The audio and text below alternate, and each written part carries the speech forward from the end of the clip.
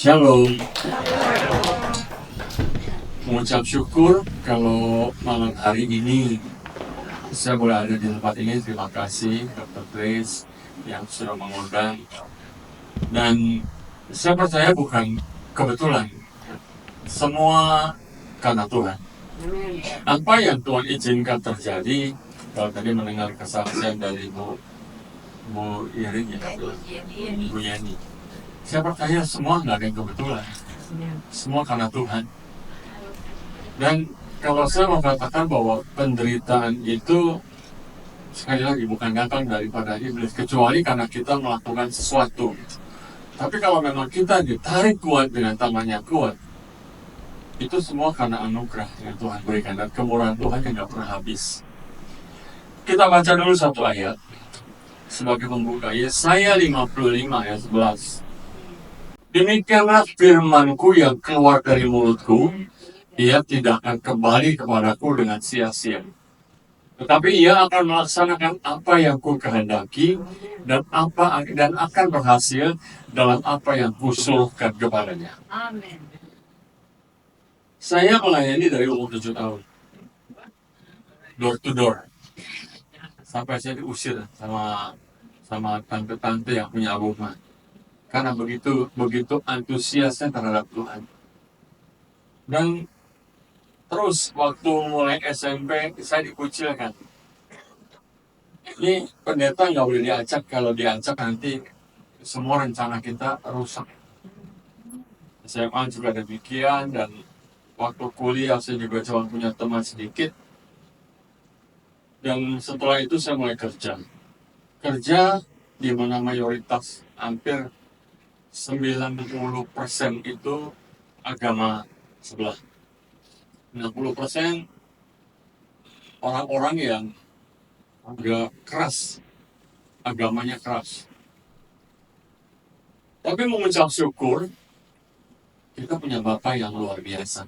Amin. Bapak yang ketika kita datang sama dia, kita melekat sama dia, kita hidup di dalam dia, maka tidak ada satu kuasa yang bisa menyentuh. Yes. Sebagai salah satu contoh, ada satu orang yang selalu pakai gunakan kuasa gelap, dia bisa santet. Ada satu kawan dari santet sama dia, ke dokter, nggak tahu. Kenapa? Karena nggak ada penyakitnya. Sampai diterbangkan pakai pesawat langsung ke Singapura, nggak bisa juga. Nah, saya waktu jalan, saya termasuk orang yang agak keras dan saklek, nggak mau main-main. Mereka rupanya pada waktu dulu, mereka mau minta, karena kebetulan waktu itu saya ada di departemen promosi, ya, sebagai head promosi. Mereka minta bagian, mereka pikir saya ada sesuatu yang saya ambil. Saya bilang, no, boleh lihat semua, saya potong habis semua. Saya kembalikan kepada perusahaan. Waktu saya berjalan ke belakang, saya dengar, saya berhenti, kok ada nama saya disebut nih. Lalu dia bilang, duh, susah nih, kalau menyantet si David mah susah, ada yang jagain. Itu bukti bahwa kita punya Bapa yang ajaib, yang luar biasa ketika kita hidup di dalam dia. Saya belum pernah melihat Tuhan itu mengecewakan. Dan apa yang Tuhan berkatakan itu benar. Kalau Tuhan katakan bahwa jangan takut, kita percaya nggak sama dia? Kalau Tuhan katakan jangan khawatir, kita berani nggak untuk melepas segala kekhawatiran kita? Atau pada waktu kita mengalami sesuatu, kita berani nggak datang kepada dia? Saya kebetulan pada waktu saya masuk ke kerja, saya mulai ngikut ayah saya. Ayah saya pelayanannya tentang kutuk dan pelepasan. Ayah saya meninggal, saya menggantikan dia. Nggak enak sih, karena berhadapan langsung dengan kuasa-kuasa gelap, di mana kita mesti punya benteng pertahanan dalam kehidupan kita. Saya yakin bahwa bukan saya aja sih sebenarnya, tapi kita semua harus punya benteng dalam kehidupan kita. Kalau kita punya benteng, maka Tuhan yang akan memegang dan menarik. Ini Tuhan. Nah, saya mau bagi yang pertama. Kenapa saya katakan penderitaan? Saya kalau cerita dari awal sampai dengan akhir, mungkin bukan perlu kelar. Karena terlalu banyak apa yang Tuhan lakukan buat saya. Saya cerita. Ketika Tuhan izinkan sesuatu terjadi dalam kehidupan kita, sekalipun itu buruk, kita mesti cari ketika kita benar dan apa. Kita cari apa sih yang Tuhan mau. Ada banyak yang namanya, saya banyak teman-teman sahabat Tuhan yang termasuk adik-adik rohani saya juga. Ada yang kena musibah, dia katakan, kenapa ya Tuhan begitu ya? Pada waktu dia mau pergi ke luar negeri, anaknya satu nggak dapat visa, ditolak terus. Dia kata, kenapa ya begitu ya? Saya katakan, cari sesuatu. Kalau Tuhan memblok atau Tuhan mengizinkan sesuatu penderitaan terjadi, maka kita perlu tahu bahwa Tuhan sedang beracara dengan kita. Nah, tahun Maret tanggal 1, 2022, dokter dia sekolah mau ambil S2. Pada waktu dia mau ambil S2, dia mau ngambil bedah torak karena dia tahu bapaknya punya sakit jantung. Jadi diambil di Waingapu. Saya selalu kepada anak saya katakan, kamu udah doa sama Tuhan? Udah, dia bilang, udah. Ya sudah. Mama izinin, ya udah, terserah. Yang penting kamu sudah doa. Desember dia pergi, Desember tanggal 31. Lalu hanya berselang 2 bulan, Maret meninggal.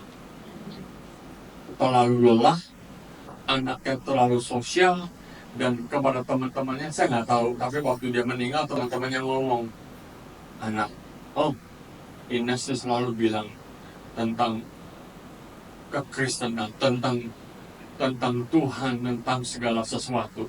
Dia kalau lagi kita bilang, dia cuma katakan, ingat loh, hati-hati loh, Tuhan mau segera datang. Selalu gitu. Karena saya mendidik dia begitu. Pada waktu sakit, kalau saya doain orang, saya punya keyakinan. Kalau Tuhan taruh, saya yakin ini orang bisa sembuh. Tapi di waktu anak saya di sana, saya berdoa, kenapa Tuhan, kok aku nggak punya satu kekuatan untuk mendorong bahwa aku percaya anak ini sembuh. 25 dia sakit. Saya lihat di statusnya dia, tanggal 5 hari demam berdarah, yang namanya dengue apa gitu.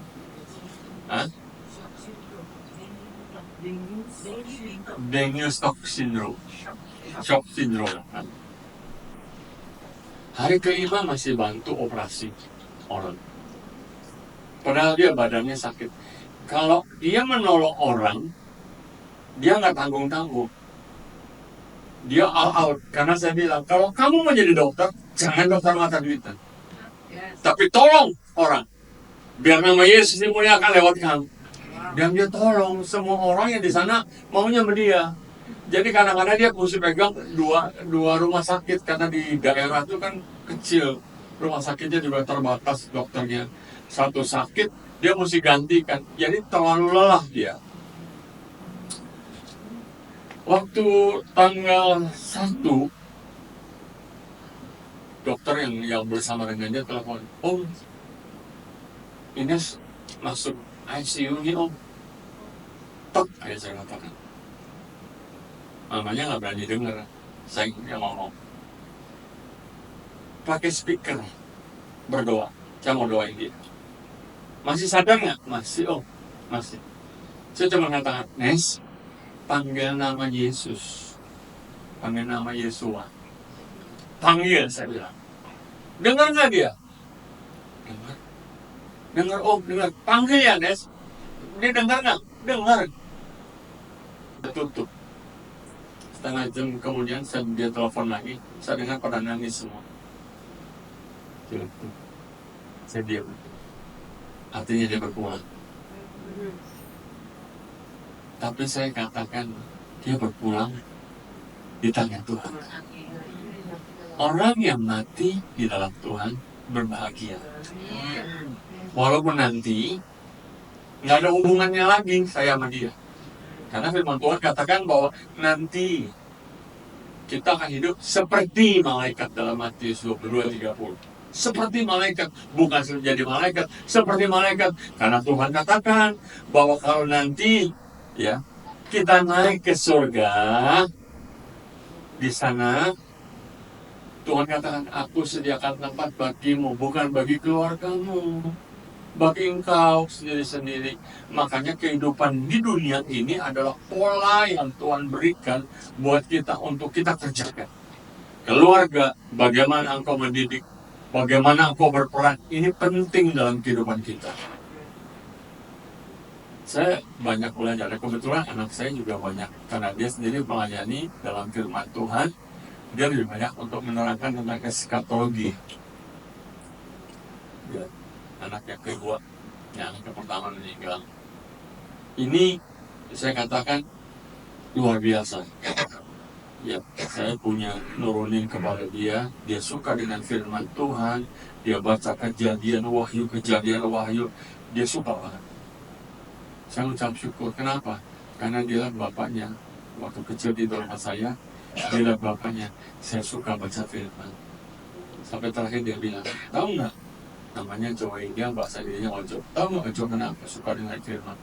Karena Ojo lihat Papa suka baca firman. Dan Ojo suka dengan firman. Kita menjadi teladan bagi siapa? Bagi anak-anak, terutama bagi keluarga. Supaya anak-anak melihat. Jadi kita bilang baca firman ya, tapi kita nggak pernah baca. Doa ya, kita nggak pernah doa. Memuji Tuhannya, kita nggak pernah memuji.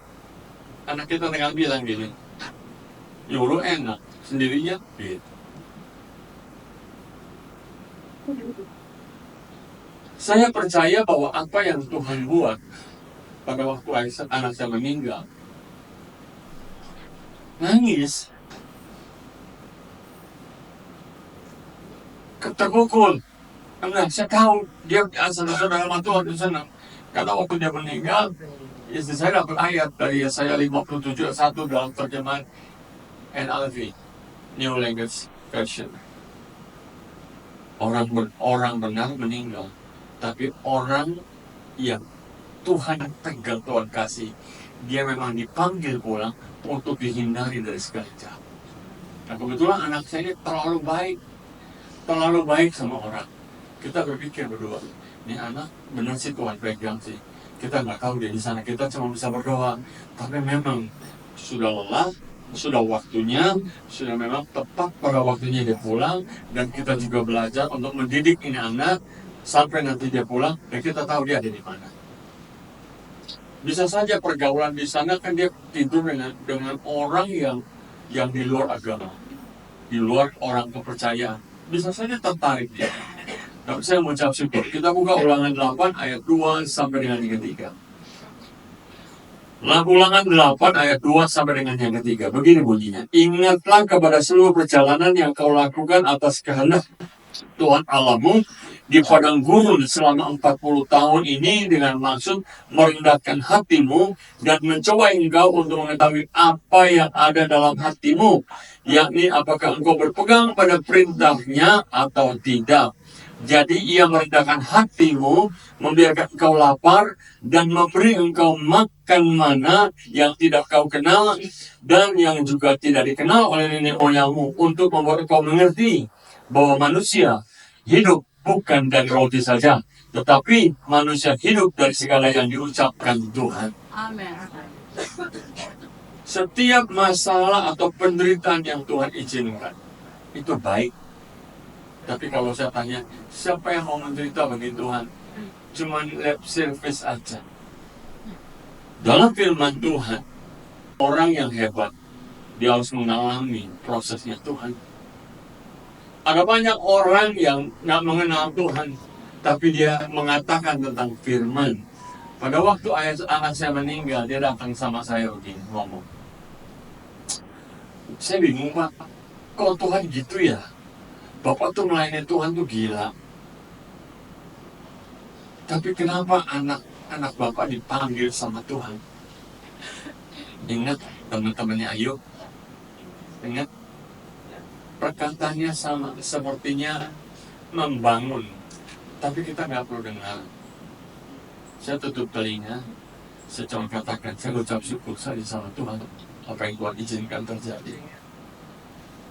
Anak saya meninggal, saya percepat. Saya di Maret, di Desember, di November itu saya bawa orang ke Israel. Itu dalam kondisi saya sakit. Jantung saya nggak enak. Kenapa? Nafas saya nggak bisa nafas. Di sana ada 4 orang yang ngurutin saya, termasuk kakak saya dan orang-orang yang memang orang-orang yang sudah saya anggap seperti saudara. Dia urut, dia kerok, karena nggak tahu sakit lagi itu sakit jantung. Lalu dimulai di bulan Maret, saya sakitnya udah mulai turun, drop. Saya nggak bisa tidur celentang, nggak bisa tidur rata. Saya mesti duduk, kadang-kadang mesti duduk dan ngap-ngapan. Nggak bisa napas kayak begini. Kenapa? Akhirnya ada banyak orang menyuruh, ayo ke Penang, ayo ke Singapura. Kita berdua kita bilang sama istri, sama anak saya, doa aja ya, kita doa. Mana itu Tuhan tunjukin. Akhirnya sudah waktunya saya nggak kuat, udah nggak bisa jalan, naik pesawat juga nggak bisa, karena memang saya sudah napas saya itu mau dipakai apa juga saya nggak bisa napas tadi. Saya akhirnya ke Silowang, kebetulan di referensi, dan kebetulan ada tantenya yang ownernya saya kenal, disuruh sama dia juga di situ. Ke situ, saya cuma percaya satu hal, dokter manapun kalau bersama dengan Tuhan sempurna kok. Akhirnya saya mulai dikasih obat dulu, dokternya bilang nggak bisa langsung dioperasi. Dari Maret sampai dengan Juni, saya dioperasinya Juni, itu sengsara buat saya. Kenapa? Saya nggak bisa tidur, saya nggak bisa nafas. Saudara, saya minta obat tidur, saya minum obat tidur, saya kayak zombie. Matanya merem-merem begini, melek-melek, nggak bisa. Tapi saya nggak bisa nyenyak tidurnya. Sampai hari terakhir, hari Jumat, tanggal sebelumnya itu, di kateter sama dokter. Dokternya bilang, Selasa operasi tanggal 13 ya. Terserah, saya bilang. Saya bilang, oke tuh. Tanggal 13 dia operasi. Jantung saya dikeluarin, dipelek, saya hidup pakai mesin, lalu katupnya dikasih lihat. Setelah operasi dikasih lihat katupnya. Katupnya itu udah ewer-ewer. Tahu mozzarella?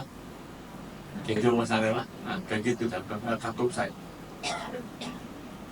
Dokternya bilang yang operasi, telat 1 hari, saya nggak bisa operasi. Kita punya Bapak yang luar biasa, yang merancangkan dan melakukan semuanya. Itu hebat dan ajaib. Setelah operasi,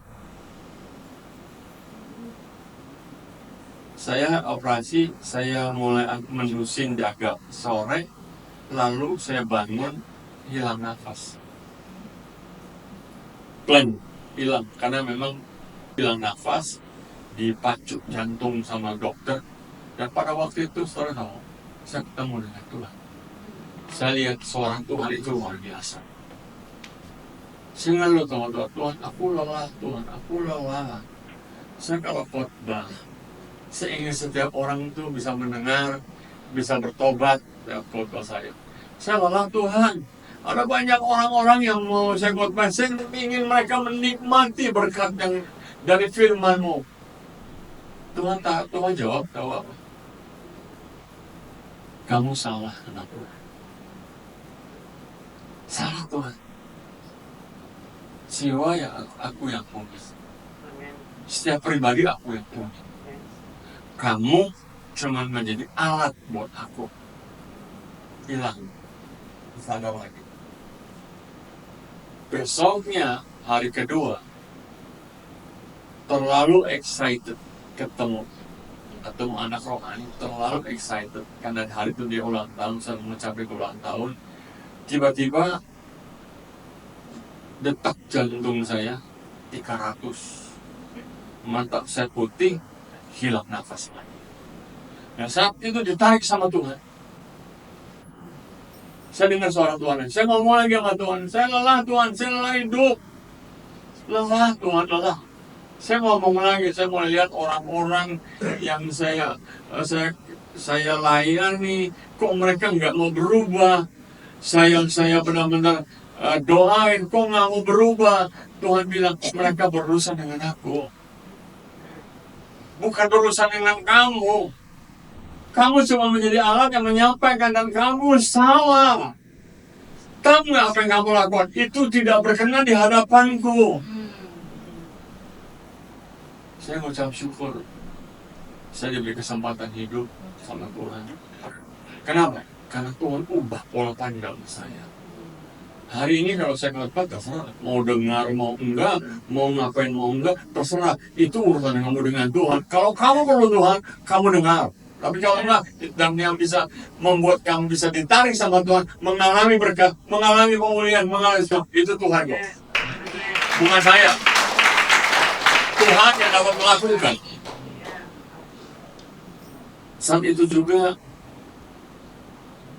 saya nggak kuat jalan, pindah dari ICU ke HC itu suruh jalan nggak bisa. Berat saya dulu 106. Setelah operasi turun jadi 73. Kurus, keriput, kayak kakek tua. Saya ngeliat muka saya sendiri, lah mukanya saya kok begini ya, gitu. Kacau banget gitu. Ke dokter bilang apa? Saya lagi itu masih obrolan-obrolannya, ngomong, ada istri saya, jangan ngarepin kesembuhannya. Ini jantung, ibaratnya seperti sudah kerendam minyak, karet kerendam minyak, bengkak. Bengkak saya sudah mau 70 karena 68% saya bengkak. Pompa jantung saya cuma 27 saat itu, 27%. Paru-paru saya kerendam air. Perut saya bengkak, kaki saya bengkak. Dan itu dikeluarkan terus. Jangan ngarepin mujizat ya. Tapi istri saya bilang, aku batalkan dalam nama Yesus. Aku batalkan dalam nama Yesus. Saya nggak tadi. Kalau dokter ngomong sesuatu yang jelek, itu kutuk. Maaf ya dokter ya. Kalau sesuatu bilang, kamu gak bakal sembuh, kamu menderita bakal. Batalin dalam nama Yesus. Dalam nama Yesus. Karena nama itu nama yang ajaib. Batalin. Tapi saya 10 bulan menderita. Kaki saya kalau kena celana itu luka. Karena kering dikeluarin terus. Kulit saya kalau kena spray itu luka. Gak bisa kepegang, sakitnya luar biasa. Saya jalan, ada penopangnya, yang istri jadi penopang yang nuntunin dia. Gak kuat. Ayo jalan katanya. Mau jalan gimana? Saya mau jalan aja udah kelayangan, gak bisa. Napas masih Senin Kemis, gak bisa. Tidur aja gak bisa. Gak bisa rebahan, mesti duduk. Setiap hari mau tidur, pikiran saya bilang, bisa tidur gak ya? Bisa tidur gak ya? Bisa tidur gak ya? Saya kata dalam nama Yesus, tunduk. Saya bilang, tapi tetap aja nggak bisa tidur. Nggak bisa tidur. Kesian istri saya. Dia jagain saya, dia takut saya hilang napas lagi. Dia diam, dia tungguin. Tuhan ngomong sama dia, buat apa kamu tungguin? Bukankah aku Tuhan yang tidak pernah terlelap? Aku nggak pernah tertidur. Kamu tidur, aku yang jaga Tuhan. Sia-sialah pengawal berjaga-jaga kalau bukan Tuhan yang berjaga dan mengawal kota. Gak bisa. Nah, akhirnya 10 bulan setelah operasi, saya keluar masuk rumah sakit. Saya nggak bisa tulis renungan karena saya biasa tulis renungan. Nggak bisa baca handphone aja nggak bisa, pusing. Ngetik aja masih kadang-kadang salah-salah. Saya mau usaha nggak bisa. Tapi di dalam kesengsaraan itu, saya ucap syukur sama Tuhan karena Tuhan banyak berbicara dan Tuhan ubah persepsi saya, Tuhan ubah cara saya, Tuhan ubah. Jadi kalau saudara mengalami penderitaan, jangan ngeluh. Kalau memang itu kesalahan dari saudara, cepat berbalik minta ampun. Tapi kalau memang Tuhan izinkan itu terjadi, ada sesuatu yang Tuhan sedang kejar dalam kehidupanmu. Tuhan ingin engkau melihat bahwa Dia Tuhan, bukan Tuhan yang ece-ece, tapi Tuhan yang hidup. Dia Tuhan yang sanggup mengerjakan segala sesuatunya sempurna buat kita semua. Dan bagi Dia tidak ada satu perkara yang sukar, tidak ada mustahil. Selama kita mau mengenal Dia, selama kita mau mengikuti Dia. Kalau percaya benar-benar, jangan nanggung-nanggung. Saya banyak melayani pribadi yang sakit, saya juga melayani keluarga. Kalau yang sakit saya tanya, percaya nggak sama Tuhan yang sembuhkan? Percaya. Tapi di mulut aja. Tuhan bilang, kalau percaya di mulut, tidak dipikirkan, tidak ada dalam pikiran, tidak dalam hati, tidak ada dalam perbuatan, itu mati. Saya lihat, akhirnya orang-orang ini banyak menyerah dan dia cari untuk petunjuk lain. Makanya ada banyak orang di KKR itu banyak penuh, termasuk orang yang saya layani. Saya katakan, belajar untuk duduk diam, belajar mengucap syukur. Tadi belajar apa? Untuk memuji Dia.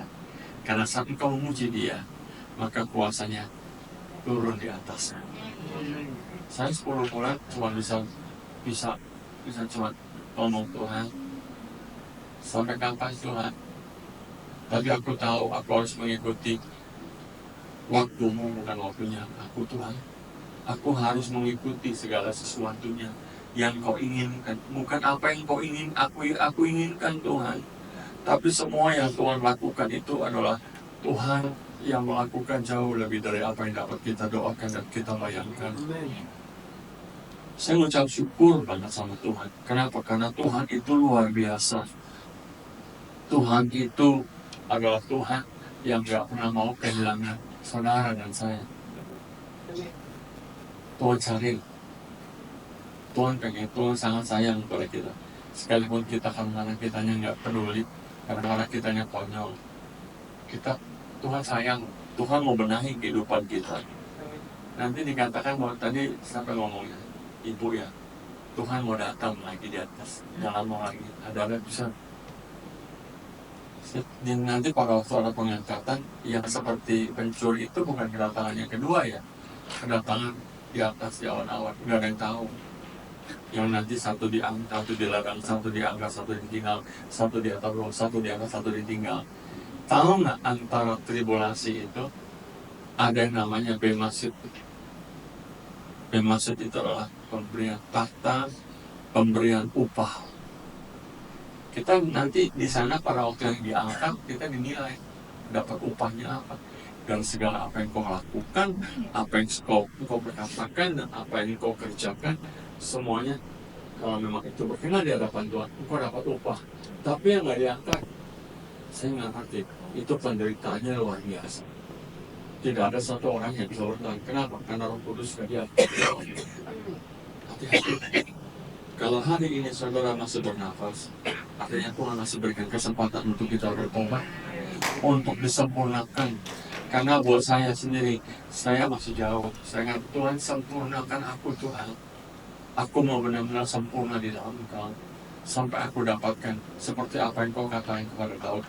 Aku mendapatkan Engkau, seorang yang hatinya berkenan di hadapan aku. Sampai pada waktu saya berjalan di mall, diajak jalan di mall, saya pakai kursi roda. Kalau suruh jalan sebentar, saya duduk lagi. Kenapa? Napasnya nggak kuat. Keluar masuk, dikeluarin lagi air, dikeluarin air. Makanya dari 106 sampai dengan 73, air itu berapa liter ya keluar dari tubuh saya. Sampai kurus, keriput, gembir-gembir, tangan ini gembir. Kalau hari ini dari 73 jadi 85, sudah mulai berisi lagi. Badan saya, baju-baju yang dulu kecil nggak muat lagi. Saya tahu Tuhan punya cara yang ajaib. Saya tadi kalau naik mesti di papa. Ini tadi dia bilang, ini tinggi loh. Enggak, saya mampu. Karena sudah sehat. Sudah Tuhan berikan. Kalau enggak, mesti diangkat. Saya cuma tahu bahwa Tuhan itu ajaib. Saya mengerang setiap hari di hadapan Tuhan. Saya kata, Tuhan, Bapak, aku cuma tahu, sampai saya katakan ini, Bapak, aku serahkan semua tubuh, jiwa, rohku dalam tangan-Mu. Kalau memang ini waktunya aku, silahkan Tuhan, aku siap. Tapi Tuhan katakan, enggak, kerjaan kamu masih banyak di dunia. Apa yang aku sudah katakan, kau salah, mari kau perbaiki. Tepat 2024, tepat Jumat Agung, saya khotbah dan saya pimpin perjamuan kudus. Sejak hari itu, kuasa darah dan tubuh Yesus, saya minum saat itu juga, itu memulihkan total. Saya satu tunjukkan enggak on off, enggak hari ini bisa tidur, besok enggak, hari ini bisa enggak. Hari itu saya tidur bablas semuanya. Saya katakan, Tuhan, benar ya, kalau bisa tidur tuh enak ya, itu anugerah. Kalau bisa napas tuh anugerah ya. Dan kalau hari ini saudara napas enak, mengucap syukur sama Tuhan. Saya nggak berbangga dengan apa yang saya alami, tapi saya mengucap syukur sama Tuhan karena Dia terlalu ajaib, terlalu indah. Dia nyatakan kemuliaan dan kehebatannya dalam kehidupan saya. Waktu saya sakit, ada lagi orang yang datang sama saya. Saya bingung ya, kenapa ya Bapak melayani Tuhannya gila-gilaan? Saya berasa korbannya, tapi kenapa ya Tuhan izinkan terjadi? Aduh, saya bilang, gila lagi nih, saya bilang, ada lagi yang kayak begini. Saya cuma katakan, semua yang diizinkan Tuhan itu baik. Berarti ada sesuatu yang Tuhan sedang ingin saya ubah. Apa yang saudara lakukan? Tuhan kita sanggup kok, Dia Bapa yang ajaib, Dia Bapa yang luar biasa, karena tidak ada satu perkara yang nggak bisa dilakukan. Seperti tadi firman mengatakan bahwa Dia sanggup mengerjakan segala pekerjaan yang Dia perkatakan. Kalau Dia kata, akulah Tuhan penyembuh, maka kita cuma percaya, oh Dia penyembuh.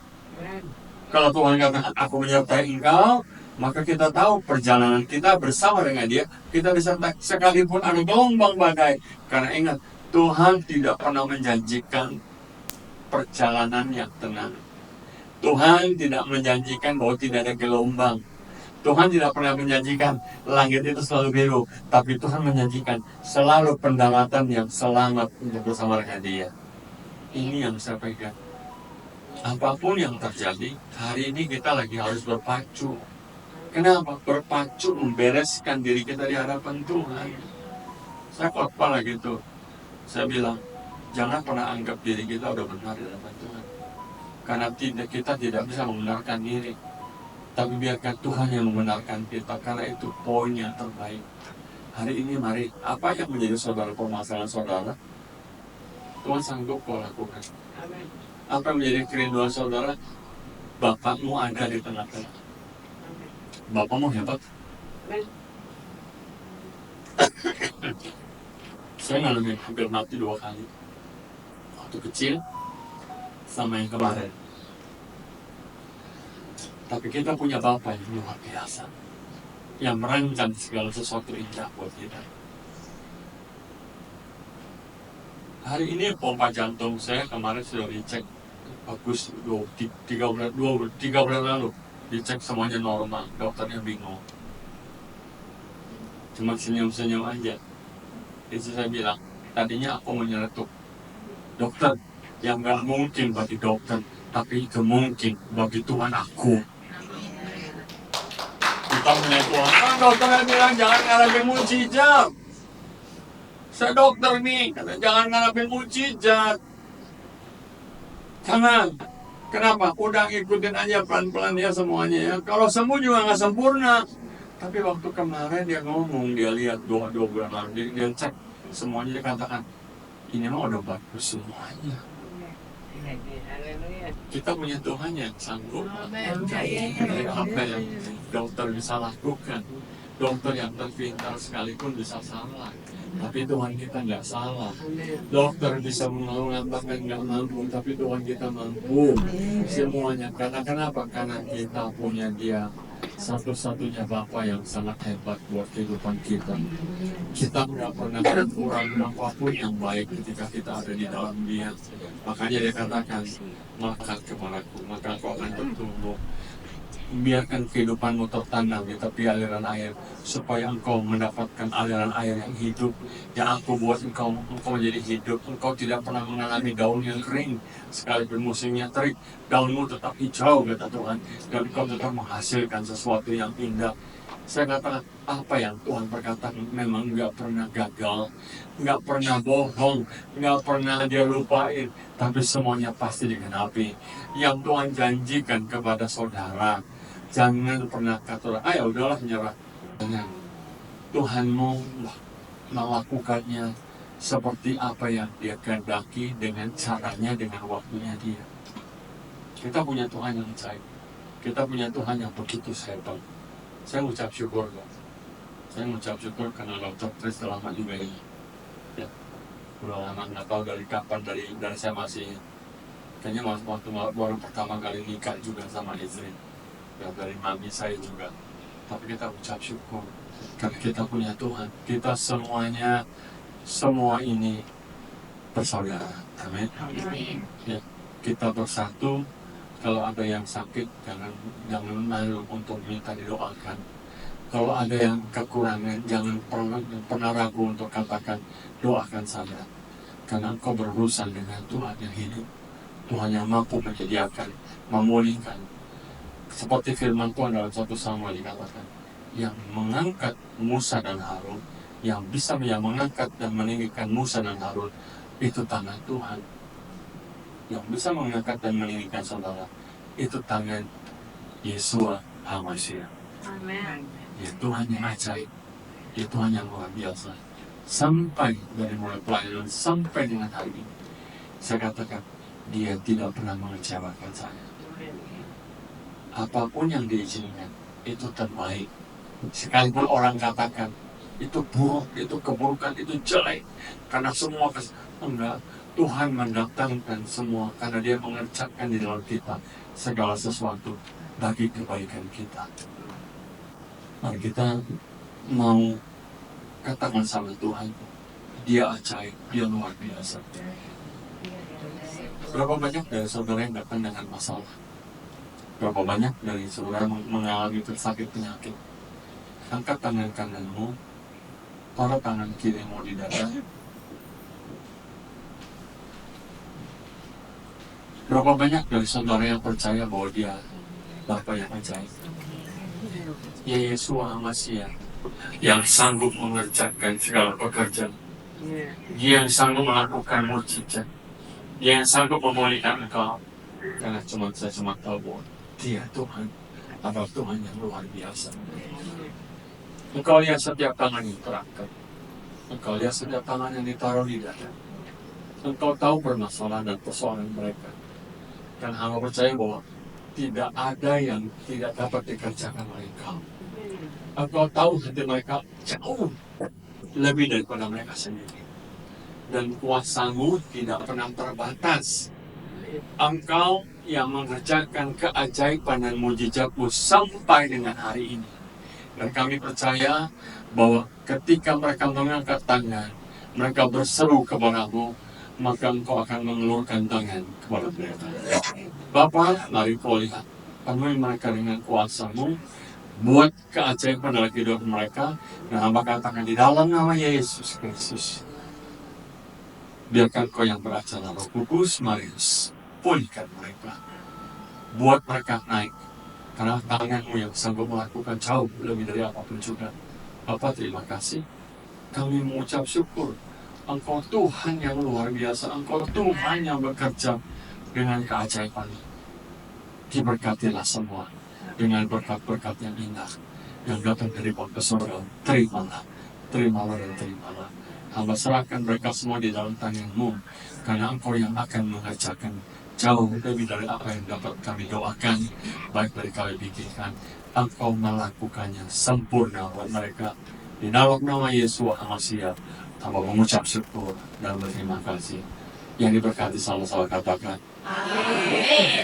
Satu hal saya mau katakan dan terlupa. Saya kalau masuk rumah sakit bukannya sombong, tapi saya nggak bisa sendirian dan sama orang nggak bisa saya sendiri. Saya bilang sama istri saya nggak bisa sendiri, saya mesti bersama dan kamu temenin saya. Akhirnya mau dia bilang ya udah kita coba aja ambil yang kelas VIP. Ada duit nggak? Enggak. Ada duit. Punya duit nggak? Enggak. Kita cuma mengatakan Tuhan, Engkau tahu apa yang aku inginkan. Beberapa orang kasih.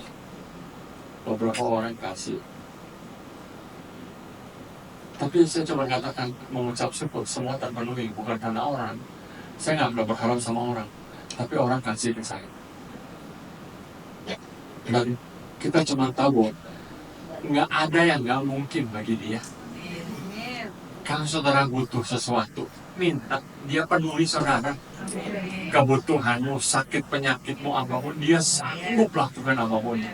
Saya katakan kita punya Dia, Bapa yang sangat hebat, ajaib dan luar biasa. Saya nggak nyesal.